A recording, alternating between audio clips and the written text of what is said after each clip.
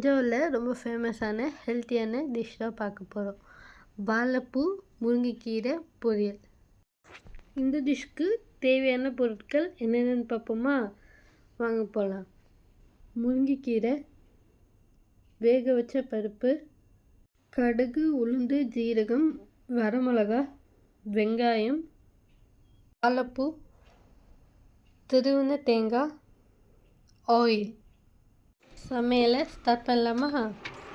Okay, அடுப்பை on பண்ணிவிட்டு pan எடுத்து வச்சுக்கோங்க. நல்லா ஆயில் ஆட் பண்ணிக்கோங்க. அதில் கடுகு, உளுந்து, வரமிளகா எடுத்து வச்சோம் இல்லையா, அதில் கடுகு உளுந்தும் ஆட் பண்ணிக்கோங்க. அது நல்லா பொரிஞ்ச பிறகு கூடவே வரமிளகா ஆட் பண்ணிக்கோங்க. வரமிளகாயை ரெண்டாக பிச்சு போட்டுக்கோங்க. பிச்சு போட்டுட்டு அது கிண்டிக்கோங்க. கிண்டிட்டு அது கூடவே வெங்காயத்தை ஆட் பண்ணிக்கோங்க. வெங்காயம் நல்லா வதங்குற வரை நல்லா கிண்டிக்கோங்க. நல்லா கிண்டிட்டு அதில் தேவையான அளவு உப்பு ஆட் பண்ணிக்கோங்க. ஆட் பண்ணிவிட்டு அதையும் நல்லா கிண்டி விட்டுக்கோங்க. 2 நிமிஷம் கிண்டி விட்டிங்கன்னா நல்லா வெங்காயம் வதங்கிடும். அது வதங்கின பிறகு அது கூடவே வாழைப்பூ ஆட் பண்ணிக்கோங்க. வாழைப்பூவை நல்லா வாஷ் பண்ணிவிட்டு ஆட் பண்ணியிருக்காங்க. வாழைப்பூவும் ஆட் பண்ணிவிட்டு அதுவும் நல்லா வெந்த பிறகு அந்த முருங்கைக்கீரையை ஆட் பண்ணிக்கோங்க. இப்போ இதெல்லாம் சேர்த்து நல்லா கிண்டி விட்டுக்கோங்க. 2 or 3 minutes கண்டினியூஸாக கிண்டிகிட்டே இருங்க.